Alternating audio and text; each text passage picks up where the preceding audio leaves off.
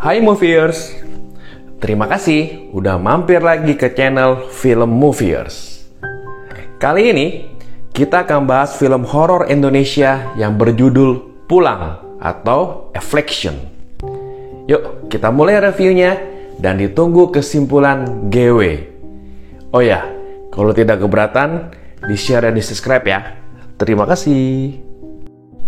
Hasan adalah seorang psikolog anak sukses yang sudah menikah dengan Nina dan mempunyai 2 orang anak. Nina masih merasa bersalah atas kematian ibunya. Karena dirinya tidak bisa banyak menolong ibunya. Padahal Nina sudah ada firasat buruk karena sempat melihat roh ibunya di dalam rumah sehari sebelum kematian ibunya. Di suatu hari, Nina kedatangan tamu asing yang ternyata adalah orang yang merawat ibunda Hasan. Tamu itu bernama Narsi. Narsi memberitahukan bahwa kesehatan ibunda Hasan semakin menurun dan dia sering melihat hal-hal yang kasat mata. Narsi juga berharap agar Hasan bisa pulang untuk merawat ibunya yang tinggal sendirian di kampung.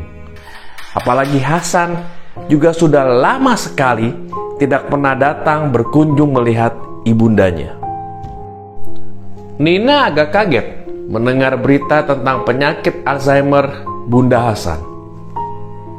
Nina lalu mendesak Hasan untuk pulang kampung supaya bisa melihat dan menjaga ibunda Hasan, atau menjemput ibunda Hasan dari kampung dan tinggal bersama mereka di Jakarta.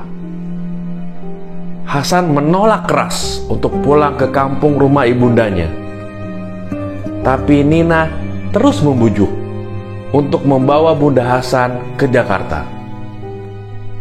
Akhirnya Hasan setuju untuk pulang ke kampung rumahnya agar bisa membawa bundanya ke Jakarta. Hasan, Nina, dan 2 anaknya tiba di kampung rumah Hasan. Mereka kaget saat melihat Bunda sedang kebingungan dan linglung karena Bunda mendengar sesuatu sambil memegang pisau dapur. Saat Bunda sudah tenang, Bunda dikenalkan dengan Nina dan kedua anak Hasan. Bunda juga memberitahu arah kiblat untuk sembahyang sambil menunjuk ke arah sebuah pohon di halaman rumah.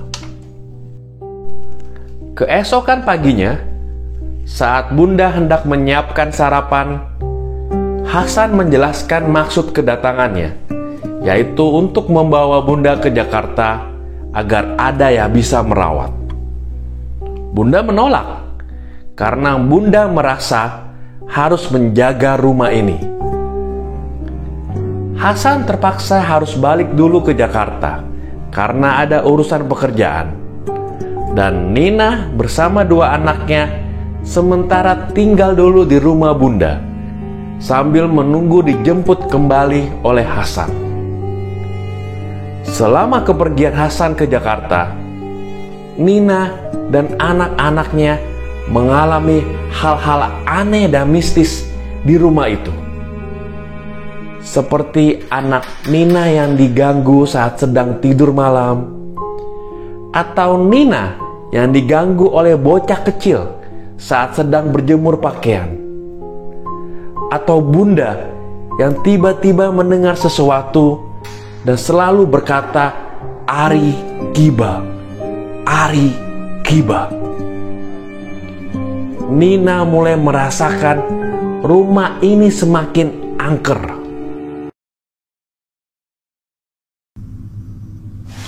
Rian. Kak. Suatu sore, Nina hendak berbelanja di warung. Nina mendengarkan cerita dari penjaga warung tentang seorang ibu yang menjadi gila karena kehilangan putranya.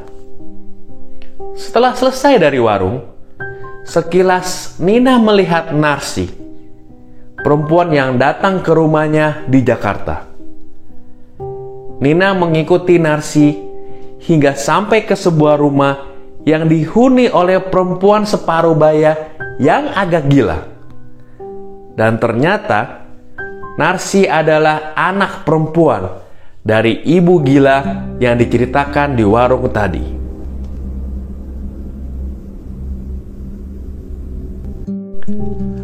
Saat Nina sedang tidur di tengah malam, Nina diganggu oleh arwah seorang anak kecil. Nina terbangun dan melihat ada seorang anak laki-laki sedang berdiri di dekat pohon di halaman rumah. Nina begitu ketakutan, dan Hasan yang baru saja tiba dari Jakarta berusaha untuk menenangkan Nina. Nina terus meyakinkan Hasan bahwa rumah Bunda angker, dan Nina merasakan ada arwah anak kecil di rumah ini. Nina mendesak Hasan untuk memanggil orang pintar supaya mengetahui ada apa di rumah angker ini. Bunda Hasan mulai bertingkah aneh saat orang pintar tersebut mulai mengucapkan doa. Bunda Hasan terus berkata, "Ari Kiba, Ari Kiba, Ari Kiba," dan akhirnya berteriak, "Arah kiblat, arah kiblat, arah kiblat," sambil menggambar sebuah pohon. Hasan yang tidak tega melihat bundanya seperti orang kesurupan tersebut meminta orang pintar itu untuk menghentikan doanya. Hasan memutuskan bahwa mereka dan anak-anak besok pagi harus balik ke Jakarta, meskipun Bunda tidak mau ikut. Keesokan paginya, saat keluarga Hasan bersiap untuk balik ke Jakarta, Nina hendak membujuk Bunda Hasan sekali lagi untuk ikut dengan mereka ke Jakarta. Dan alangkah kagetnya Nina mendapatkan Bunda Hasan telah meninggal dengan urat nadi tangannya terpotong pisau. Di saat semua sudah tertidur lelap, Nina sengaja bangun karena Nina merasakan ada yang janggal dengan pohon arah kiblat itu. Apalagi semua kejadian yang menimpa Bunda Hasan selalu berkaitan dengan pohon tersebut. Nina lalu menggali pohon itu dan dia kaget karena menemukan tulang dan sosok mayat di sana. Nina dikagetkan oleh Hasan yang telah berdiri di belakang Nina. Hasan mengakui mayat itu adalah Dimas, anak yang hilang dari ibu yang menjadi gila di kampung ini. Hasan bercerita bahwa waktu kecil dirinya dan Dimas sangat dekat, bahkan seperti saudara. Karena perasaan iri dan ingin menjadi yang paling disayang sama Bunda, mereka berkelahi. Dan tanpa sengaja, Hasan menancapkan pisau ke Dimas. Kejadian begitu cepat. Dimas meninggal saat itu juga kehabisan darah. Bunda Hasan terpaksa menutupi kejadian ini untuk melindungi Hasan dan mengubur mayat Dimas di pohon itu. Karena itulah kenapa Hasan tidak pernah mau untuk balik ke rumah kampung halamannya. Hasan juga mengakui bahwa dirinya lah yang telah membunuh Bunda, ibunya sendiri. Karena Hasan tidak ingin kejadian ini terungkap. Hasan tidak ingin kehilangan karir dan anak-anaknya.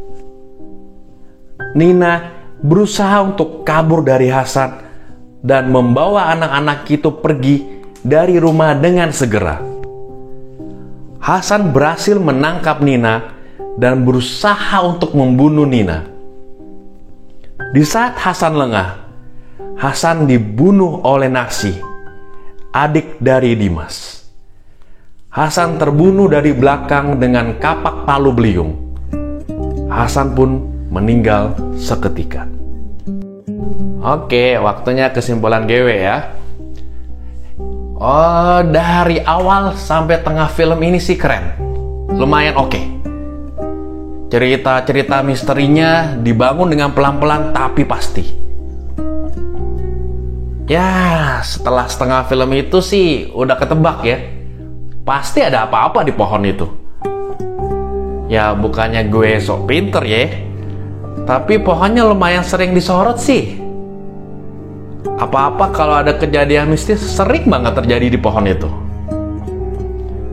Dan juga kenapa ya, sejak sukses besar film Ju-on, setan anak kecil cowok standarnya mesti kayak si Toshio. Muka bedak putih dengan lingkaran mata warna hitam. Ya, gua kasih nilai film ini di angka 6. Terima kasih ya udah nonton channel Film Moviers. Mohon maaf sebelumnya kalau ada kata-kata yang kurang berkenan. GW nggak maksud so pinter nih tentang film-film. GW bukan kritikus. GW hanya pecinta film dan penikmat film saja. Ya, kalau nggak keberatan dan kalau suka sama reviewnya, di-share dan di-subscribe ya. Terima kasih.